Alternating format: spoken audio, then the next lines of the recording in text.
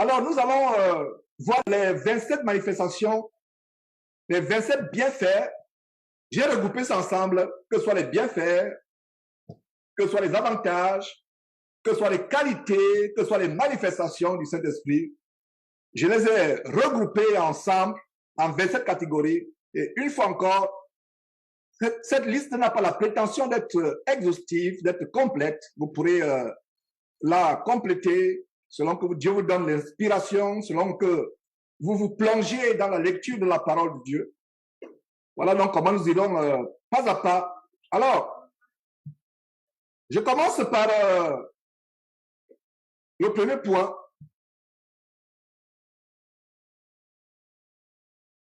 Nous irons point par point. Je commence donc par la première liste. M'assurer qu'on est prêt. Je commence par la première catégorie, s'il vous plaît. La première catégorie, il y en a 27. Je ne fais qu'introduire cet enseignement. Alors,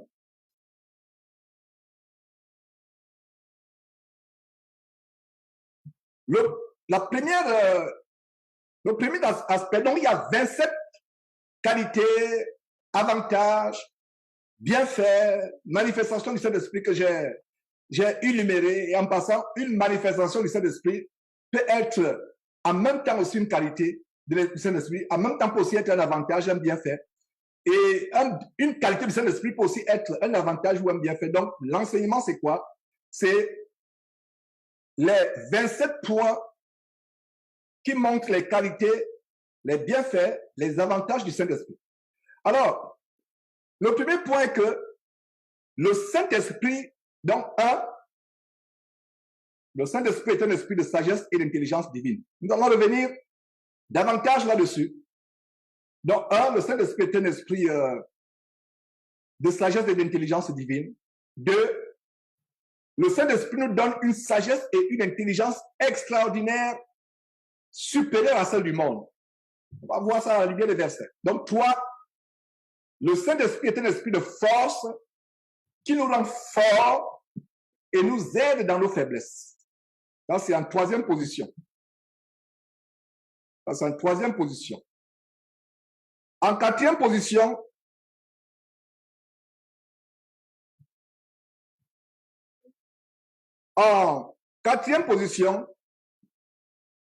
le Saint-Esprit nous rend capables d'opérer ou de manifester une diversité de dons spirituels. En cinquième position, le Saint-Esprit nous rend capables de parler en langue, c'est-à-dire de prier par l'Esprit, ce qui est prié plus efficacement. Sixième position, le Saint-Esprit est un esprit de puissance, de miracle et de guérison. En septième lieu, le Saint-Esprit nous rend capables de prophétiser. En huitième position, c'est assez curieux, ça va surprendre beaucoup, mais nous irons en profondeur dans la parole de Dieu. Huitième position, le Saint-Esprit peut nous remplir d'une colère ardente. Quand j'ai découvert ça, j'ai dit waouh, c'est ce que les gens appellent une colère sainte. Ça, c'est la huitième position. Neuvième position, parce que les gens vont dire, mais comment le Saint-Esprit peut nous amener à avoir une colère? On va voir ça dans la parole de Dieu. C'est que le Saint-Esprit peut manifester. Mais ce n'est pas une colère selon le monde. Rappelez-vous comment Jésus est entré dans le temple. Et voilà, on va voir un exemple autre que celui de Jésus. C'est pour cela que je vous encourage à lire beaucoup la parole de Dieu pour découvrir ces mystères. Donc, après le huitième point, que le Saint-Esprit peut nous remplir d'une colère sainte, le neuvième point est que le Saint-Esprit peut se saisir de nous pour accomplir ce que Dieu veut que nous fassions, ce que Dieu veut nous faire faire. Et cet aspect est tellement important parce que le diable est en train de contrefaire les voies de Dieu, d'imiter. Et vous voyez beaucoup de contrefaçons aujourd'hui que les gens attribuent au Saint-Esprit. Est-ce que le Saint-Esprit peut se saisir de quelqu'un, l'amener à faire des choses que la personne ne voulait pas faire, aller dans un endroit où la personne ne voulait pas aller? Nous allons voir ça dans la parole de Dieu. Donc, neuvième position, le Saint-Esprit peut se saisir de nous pour accomplir ce que Dieu veut que nous fassions, ce que Dieu veut nous faire faire. Dixième point, le Saint-Esprit nous enseigne et nous fait connaître les révélations de la parole de Dieu.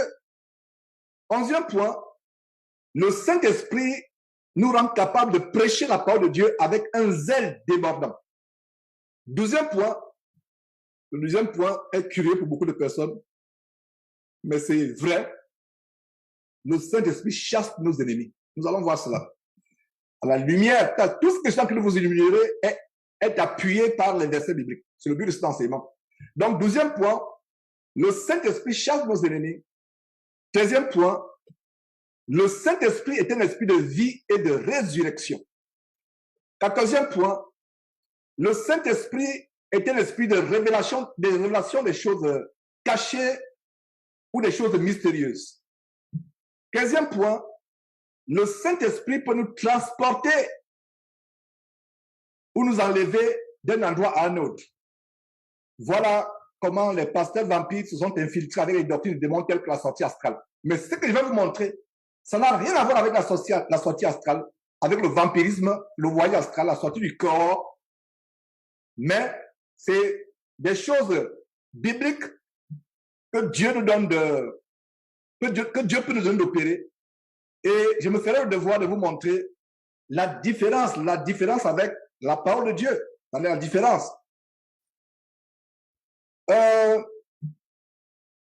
Donc, 15e point, le Saint-Esprit peut nous transporter ou nous enlever d'un endroit à un autre. 7e point, le Saint-Esprit nous aide à nous défendre quand nous sommes accusés. C'est-à-dire qu'on vous amène, le Saint-Esprit nous aide à nous. Je suis à quel point? Je suis au point 14. Ouais, le point 14, je reprends pour qu'on ne soit pas embrouillé. Le Saint-Esprit est un esprit de révélation des choses cachées ou mystérieuses. 15. Le Saint-Esprit peut nous transporter ou nous enlever d'un endroit à un autre. 16. Le Saint-Esprit peut nous défendre quand nous sommes accusés. 17. Le Saint-Esprit nous rend capables de chasser les démons. 18. Le Saint-Esprit peut nous révéler le cœur des gens. Le Saint-Esprit peut nous révéler le cœur des gens. 19. Le Saint-Esprit nous permet d'opérer. Plutôt, 19, le Saint-Esprit nous permet d'adorer Dieu en esprit et en vérité. 20. Le Saint-Esprit est un esprit de vérité qui nous fait aimer la vérité. Donc ça, le Saint-Esprit ne peut pas aimer la vérité.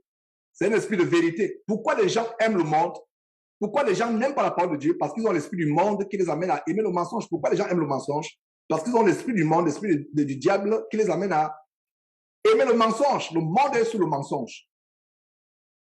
Donc, 20 à nouveau, le Saint-Esprit est un esprit de vérité qui nous fait aimer la vérité. 21, le Saint-Esprit nous avertit des dangers. 22, le Saint-Esprit peut nous guider, nous inciter à faire les choses et nous conseiller. 23, le Saint-Esprit est un esprit de sainteté qui nous aide à vivre dans la sanctification et porter les fruits spirituels. Ça veut dire que si vous n'avez pas le Saint-Esprit, vous ne pouvez pas véritablement vivre dans la sanctification, aimer la sanctification et porter les fruits spirituels. 24.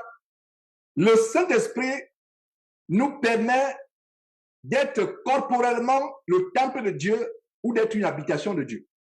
Il y a certains des points que vous connaissez déjà.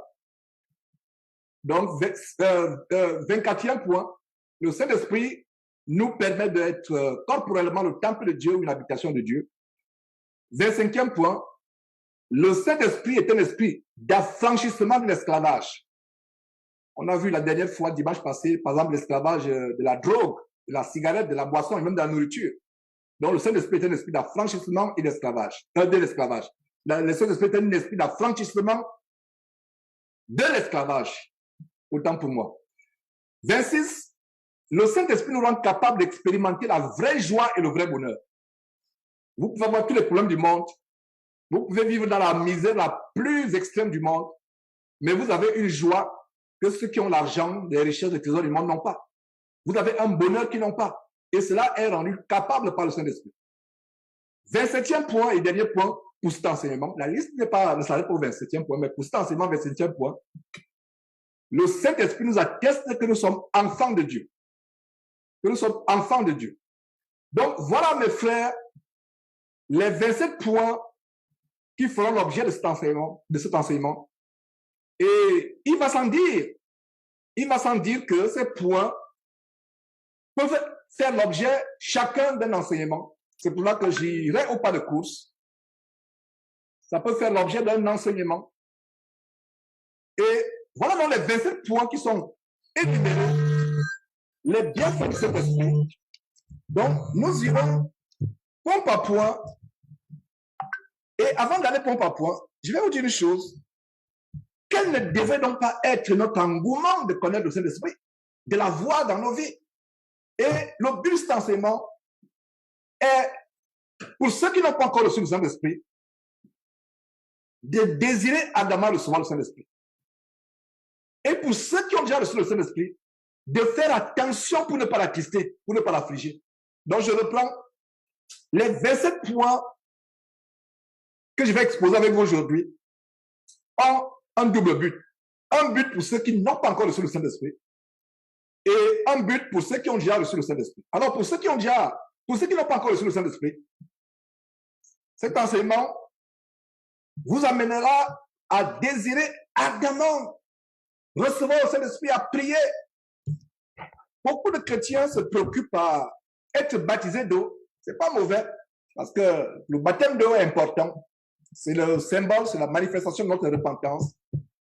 Mais s'il y a quelque chose que vous devez demander à Dieu, plus que toute autre chose, plus que le baptême d'eau, c'est que Dieu vous baptise par le Saint-Esprit. Parce que si vous avez le Saint-Esprit dans votre vie, vous allez manifester les 27 points que je viens d'énumérer, les 27 qualités, les 27 bienfaits, qualités, avantages. Vous allez les opérer, les manifester. Et même au-delà des 27, puisque j'ai dit que la liste n'est pas exhaustive. Donc, vous qui n'avez pas le Saint-Esprit, recherchez-le ardemment. C'est pour ça que j'ai commencé par 1 Corinthiens, chapitre 12, verset 1, qui dit, pour ce qui concerne les dons spirituels ou les choses spirituelles, Dieu ne voulait pas que nous soyons ignorants. Beaucoup de chrétiens font comme si le Saint-Esprit n'existait pas. Et l'enseignement de la semaine passée a intéressé beaucoup de personnes, parce que quand il s'agit d'exposer les mystères de Satan, beaucoup de gens sont intéressés, beaucoup de gens sont préoccupés à savoir les mystères de Satan. C'est pas mauvais, nous devons connaître qui est notre ennemi. Mais s'il y a quelque chose qui doit nous motiver davantage, frères et sœurs, nous intéresser davantage, c'est quoi? C'est de savoir qu'est-ce que le Saint-Esprit, ses bienfaits dans ma vie, ses avantages dans ma vie, ses manifestations dans ma vie, et comment le désirer ardemment. Ma prière, c'est qu'à partir d'aujourd'hui, si vous n'avez pas le Saint-Esprit, que vous le désirez ardemment, que chacune de votre prière, chacune de vos prières, pardon, tourne autour de recevoir les dons spirituels. Ne menez pas votre vie chrétienne comme si le Saint-Esprit n'était pas important. Le Saint-Esprit est au centre de notre foi chrétienne. Le Saint-Esprit, je le prends, est au centre de notre foi chrétienne, tout comme Jésus-Christ est au centre de notre foi chrétienne. Si vous enlevez le Saint-Esprit de votre vie chrétienne, vous n'êtes pas un chrétien. Donc le Saint-Esprit doit être au centre. Nous devons être contrôlés par le Saint-Esprit. Quand il dit contrôler entre guillemets, parce que le Saint-Esprit ne nous possède pas comme quelqu'un qui a une télécommande, qui contrôle un robot. Non, ce n'est pas ça. C'est-à-dire que notre vie doit être sous la gouverne, plutôt sous la direction du Saint-Esprit, devrais-je plutôt dire. Alors, ayant donc énuméré ces aspects, je vous ai donné l'avantage, pourquoi cet enseignement est important, pour ceux qui n'ont pas encore reçu le Saint-Esprit, c'est pour vous donner cet engouement, cette envie de recevoir le Saint-Esprit. Maintenant, pour ceux qui l'ont déjà, cet enseignement va nous montrer qu'avec de tels bienfaits, avec de telles qualités, avec de tels avantages, faisons attention pour ne pas blasphémer contre le Saint-Esprit. Et vous comprenez, après cet enseignement, vous allez comprendre que ceux qui blasphèment contre le Saint-Esprit commettent un péché tellement grave. Et les chrétiens qui affligent le Saint-Esprit commettent aussi un péché tellement grave. On va voir quelques exemples pour finir cette introduction. On va voir quelques exemples de comment le Saint-Esprit a été soit affligé, ou alors comment le Saint-Esprit s'est retiré de quelqu'un. Ça veut dire qu'un chrétien qui a reçu le Saint-Esprit, s'il sort de la marche droite du Seigneur, il peut arriver qu'il perde le Saint-Esprit, du moins s'il perd les bienfaits du Saint-Esprit. Parce qu'il y a un débat doctrinal dans le corps de Christ qui dit qu'un chrétien ne peut pas perdre le Saint-Esprit. Je ne vais pas entrer dans ce débat et je ne vais pas répondre à cette question. Mais je sais une chose, c'est que vous pouvez perdre les bienfaits, les manifestations et les qualités du Saint-Esprit dans votre vie si vous n'êtes plus en communion avec Dieu, si vous retournez à ce que vous avez vomi, si vous repartez à une vie de péché, vous pouvez perdre. Parce que je ne veux pas être dans le débat où est-ce qu'un chrétien peut perdre le Saint-Esprit quand il a reçu. Est-ce que Dieu se répand de ses dons? J'évite ce débat. Ce débat risque de distraire sur le bien fondé de cet enseignement. Ce que je vais dire, c'est que quelqu'un qui a reçu le Saint-Esprit et qui décide de retourner à ce qu'il a vomi, il va tout simplement perdre les bienfaits, les qualités, les avantages du Saint-Esprit dans sa vie. Voyons le cas de Samuel très rapidement. Je vais plutôt vous donner des versets en passant pour qu'on gagne du temps, parce qu'il faut qu'on voit chacun des aspects du Saint-Esprit, point par point. Alors, une chose que je vais dire, c'est quoi? Il y a des personnes dans la Bible qui ont perdu les qualités, qui ont perdu les avantages du Saint-Esprit dans leur vie, qui ont perdu les qualités du Saint-Esprit. Il y a même quelqu'un qui a perdu carrément le Saint-Esprit dans l'Ancien Testament. Et c'est les exemples que je vous donne. Le premier exemple, donc, c'est qui? C'est le roi Saül. On a vu la dernière fois comment il est allé invoquer les morts chez la prophétesse d'Endor. Et on peut voir dans 1 Samuel chapitre 16, verset 14, comment l'Esprit éternel se retira de Saül, qui fut agité par un mauvais esprit venant de l'Éternel. Et comme je disais la dernière fois, quand l'Esprit de Dieu ne se manifeste plus dans votre vie, quand l'Esprit de Dieu part, entre guillemets, de votre vie, la nature a horreur du vide, c'est un commandement, c'est une loi de la nature, que la nature a horreur du vide. Donc si l'Esprit de Dieu, ou les manifestations de l'Esprit de Dieu, partent de votre vie, c'est l'esprit du diable, l'esprit des démons, ou les manifestations des démons qui vont prendre place. C'est le cas avec Samuel. Dans 1 Samuel chapitre 16, verset 14, nous voyons comment l'Esprit de l'Éternel se retira de Saül. Et quand l'Esprit de Dieu, imaginez-vous que votre corps était habité par le Saint-Esprit. Et une fois que votre corps est habité par le Saint-Esprit, les démons n'ont plus de pouvoir dans votre vie. Les démons n'ont plus de force dans votre vie. Ils partent. Alors, mais le jour où vous, par votre marche, par vos péchés, par votre vie de péché, le jour où l'Esprit de Dieu ne se manifeste plus dans votre vie, le diable revient en force. Le diable revient en force. C'est ce que Jésus disait quand un esprit est parti d'un corps. Il va étant fâché, c'est qu'il n'aura plus de repos. Il avait le repos dans le corps qu'il possédait. Mais comme Jésus nous le dit, nous l'apprend, cette révélation, l'esprit impur est chassé, il va errer, il regrette le corps duquel il est sorti. Alors il va prendre cet esprit plus méchant que lui pour revenir posséder le corps duquel il a été chassé. Et s'il réussit, Jésus nous dit que la situation de cette personne est pire qu'avant. Pire. Alors, voilà donc le roi Saül, qui pourtant avait l'esprit de Dieu, mais ayant péché contre Dieu, Dieu retira l'esprit qu'il avait mis en lui. L'esprit de l'Éternel se retira de Saül, qui fut agité par un mauvais esprit venant de l'Éternel. Dieu a permis à un démon de remplacer le Saint-Esprit, l'Esprit de Dieu qui était en lui, parce qu'il avait péché. Et nous voyons aussi le cas d'un roi qui blasphème, le cas d'un roi qui blasphème, qui se moque du prophète Michée. Nous pouvons lire ça en 1er roi chapitre 22, verset 24. Alors Sédécia, fils de Kenana, s'étant approché, frappa Michée sur la joue, donc il gifla Michée et dit à Michée, par où l'esprit de l'Éternel est-il sorti de moi pour te parler. On peut aussi lire cela en 2 Chroniques, chapitre 18, verset 23. Comment un roi, une autorité, gifle le prophète de Dieu, Michée, et blague. Il dit, voilà, je viens te gifler.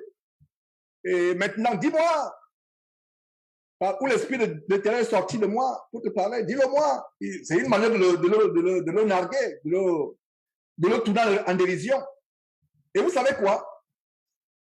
Pour ceux qui lisent bien la Bible, c'est la même histoire qui s'est passée avec Jésus. Quelques ans avant qu'il soit crucifié, torturé, battu. Et un des gens du peuple l'a giflé en disant, devine qui t'a giflé. Toi qui pouvais lire les cœurs des gens, toi qui pouvais voir les choses cachées, devine qui t'a giflé. Michée, avant Jésus, a été soumis à la même ironie, au même blasphème. Et nous voyons dans Ésaïe, chapitre 63, verset 10, comment ceux qui ont été rebelles ont attristé le Saint-Esprit. Et on peut lire ça rapidement, Ésaïe, chapitre 63, verset 10. Mais ceux qui ont été rebelles, ils ont attristé son Saint-Esprit. Donc, vous voyez comment, par la rébellion, par le péché, on peut attrister le Saint-Esprit. Et il est devenu, leurs ennemis sont devenus l'ennemi de Dieu. Voilà. Et il y a une très grande prière qui est faite en Somme 51, verset 11.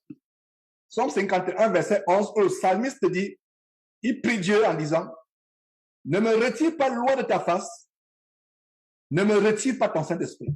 Donc, le Saint-Esprit, il est possible qu'il soit retiré. Du moins, ses manifestations. Je le dis encore sur le débat où certains chrétiens pensent qu'on ne peut pas retirer, le Saint-Esprit ne peut plus partir. Mes frères, quand le Saint-Esprit, soi-disant, n'est plus parti de vous, mais il n'y a plus de manifestations, il n'y a plus ses bienfaits, les avantages. À quoi bon, à quoi sert-il donc d'être là?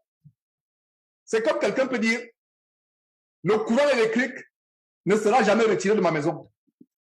Ok, quelqu'un dit le courant électrique ne sera jamais retiré de la maison, mais dans la maison, on vient casser toutes les ampoules, on vient tout détruire, on vient tout enlever dans la maison. Il n'y a pas les appareils, on bloque les prises de courant, on coupe tous les câbles intérieurs. Est-ce que la maison a alimenté l'extérieur du courant qui vient de la municipalité? Oui, l'autorité municipale t'a donné le courant, la maison a le courant. Mais à l'intérieur, toi-même, tu as coupé tous les câbles, tu as cassé les ampoules, tu as fait les courts-circuits, tout ça. Est-ce que ta maison à l'intérieur, dans l'extérieur, est-ce que l'autorité municipale a donné le courant à ta maison? Bien sûr. Mais toi-même, tu as découpé ta maison, tu as découpé les câbles, pas découpé la maison, mais découpé le circuit électrique, les câbles, les prises, tu as tout cassé. Toi-même, est-ce que la maison a le courant? Oui, le courant est connecté depuis le poteau extérieur, venant de l'autorité municipale qui fournit le courant à ta maison. Mais techniquement, est-ce que tu as encore le courant? Bien qu'il soit connecté, mais il n'y a rien. La conclusion, tu n'as même pas le courant. Donc voilà un exemple par la sagesse de Dieu qui ferme la bouche à ce débat. Ce débat n'a pas lieu d'être. Donc ça veut dire que si tu n'as pas les manifestations du Saint-Esprit dans ta vie, tu ne les as plus. C'est comme si tu n'avais plus le Saint-Esprit. Donc il est là. Mais tu ne peux plus parler en langue. Par exemple, tu ne peux plus prier efficacement. Tu ne peux plus avoir les révélations que tu avais. Tu ne peux plus avoir les dons que tu avais. Tu ne peux plus guérir. Tu ne peux plus rien faire. Voilà, n'est-ce pas? J'espère que vous comprenez très très bien cet exemple du courant électrique qui est connecté à une maison depuis l'autorité municipale. Mais du fait que le propriétaire lui-même dans sa folie a tout gaspillé, a tout bousillé, coupé les fils, détruit les appareils, les prises électriques, les fait disjoncter. La maison, techniquement, le courant est à l'extérieur. Mais à l'intérieur de sa maison, il n'y a plus aucune manifestation. J'espère que vous avez compris. Alors, voilà donc la conclusion de cette introduction. J'ai conclu cette introduction en vous montrant pourquoi cet enseignement est important. Il est important, parce qu'il va amener ceux qui n'ont pas le Saint-Esprit à désirer ardemment le Saint-Esprit. Il est important, pour ceux qui ont le Saint-Esprit, de ne pas s'amuser dans la vie chrétienne, parce qu'ils s'amusent, ils vont perdre les bienfaits du Saint-Esprit. Ils vont perdre les bienfaits. Parce que si vous n'avez pas les bienfaits des manifestations du Saint-Esprit, conclusion, vous ne l'avez même pas. Est-ce que vous pouvez le voir? Non, vous ne pouvez pas voir le Saint-Esprit. Mais nous pouvons voir quoi? Les manifestations du Saint-Esprit. Nous pouvons voir les fruits spirituels. Voilà ce qui est visible. Comme le courant électrique connecté à une maison. Le poteau électrique est là. On voit bien le câble qui est connecté. Mais la maison est toujours dans le noir. Aucun appareil ne fonctionne. Les voisins vont dire, ah, cette maison n'a pas de courant. Pourtant, le poteau électrique est là. Les voisins vont dire que cette maison n'a pas de courant. Alors que le propriétaire sait bien qu'il y a le courant, mais c'est lui qui a tout bousillé dans la maison. Conclusion, si on ne voit pas les manifestations de la puissance du courant électrique, ça veut dire que, conclusion, aux yeux du monde, aux yeux des voisins, vous ne l'avez pas. Est-ce que vous comprenez, mes frères et sœurs? Donc, regardez comment le psalmiste priait. En Somme 51, verset 11, « Ne me retire pas loin de ta face. Ne me rejette pas plutôt, ne me rejette pas loin de ta face. Ne me retire pas ton Esprit Saint. Ne me retire pas. » Dieu peut retirer l'Esprit Saint, ou du moins faire cesser les manifestations de son Esprit dans ta vie. C'est qu'il y a la même chose. Et il y a 1 Thessaloniciens, verset 5, plutôt chapitre 5, verset 19. 1 Thessaloniciens, chapitre 5, verset 19, qui donne cette grande instruction. N'éteignez pas l'esprit. N'éteignez pas l'esprit. Voilà. Ouais, on peut éteindre l'esprit. Comme le propriétaire de cette maison dont je vous parlais. La maison est pourtant connectée à l'électricité fournie par l'autorité municipale de la mairie. Mais lui-même, il va faire éteindre cela dans sa maison. Et il va se plaindre, il va prendre le téléphone le lendemain, appeler l'autorité municipale, appeler la compagnie d'électricité. Mais je n'ai pas le courant à la maison. On va lui répondre, l'agent va répondre, monsieur, on voit très bien que le courant est connecté. Voilà même, regardez comment ça oscille. On lui fait même la capture. Si c'est sur Internet, on lui envoie la capture de comment le courant alimente sa maison. On va dire, nous sommes désolés, il y a quelque chose à ton niveau. Nous, on voit bien que la maison a le courant. C'est la même chose avec nous les chrétiens aujourd'hui. On va dire, Seigneur, je n'ai plus, ma vie n'est plus comme ça, ma vie de prière n'est plus comme avant. Je ne sais pas ce qui m'est arrivé. On va se plaindre. Seigneur Dieu, tu m'as retiré ton esprit. Le Seigneur Dieu te dit, en 1 Thessaloniciens chapitre 5, verset 19, n'éteins pas l'esprit. Donc, ce n'est même pas Dieu qui va enlever l'esprit, c'est toi par ta marche qui va l'éteindre. Est-ce que vous comprenez? Je reprends. Ce n'est même pas toi qui éteins l'esprit. Ça, ce n'est pas Dieu lui-même qui va te retirer. C'est toi par ton comportement, par ta rébellion, qui aura l'esprit retiré qui va te faire, qui va éteindre l'esprit. Parce qu'il a dit, n'éteignez pas l'esprit. Est-ce qu'il a dit, ne faites pas que Dieu éteigne votre esprit? C'est ce que vous lisez? Non. Il n'a pas dit, ne faites pas que Dieu éteigne votre esprit. Il a dit, n'éteigne. Donc c'est toi. Donc tu peux garder l'esprit allumé et le garder éteint. Donc l'esprit peut être éteint. Quand une lampe est éteinte, est-ce que la lampe est là? La lampe est là. Quand une ampoule est éteinte, est-ce que l'ampoule est éteinte? Mais la capacité, mes frères et sœurs, la capacité d'éteindre l'esprit ou de le laisser allumer, Dieu a mis ça entre tes mains. Je reprends, la capacité de maintenir l'esprit de Dieu allumé ou éteint est entre tes mains, c'est capacité entre tes mains. Par ton comportement, tu peux éteindre l'esprit de Dieu. Par ton comportement, tu peux le laisser allumer. Dieu a laissé ça entre tes mains. Donc, ma soeur, mon frère, ne te plains pas. Si tu plais à Dieu, l'esprit qui t'a donné sera toujours allumé. Si tu déplais à Dieu, par ton comportement, tu retournes à une vie de péché.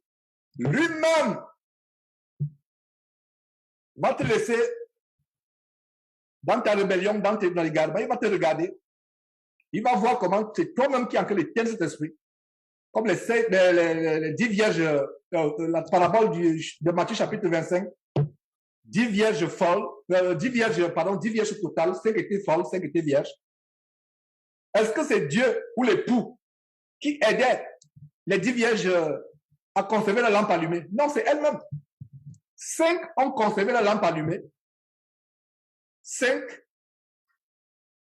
dans leur folie, ont amené la lampe à être éteinte.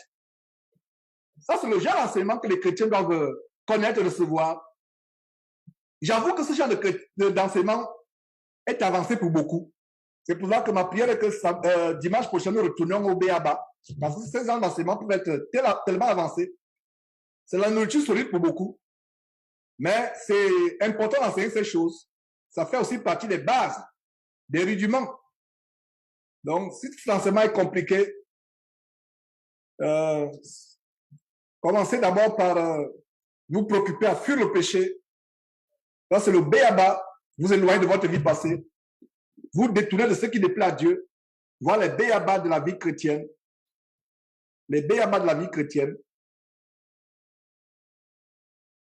Donc, ayant fait cette introduction, commençons par le premier point, le premier des 27 points, à savoir le Saint-Esprit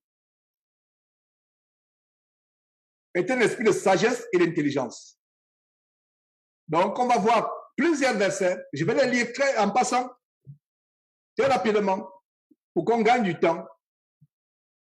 Comment le Saint-Esprit est un esprit de sagesse, premier point. On a par exemple en Exode chapitre 28, verset 3.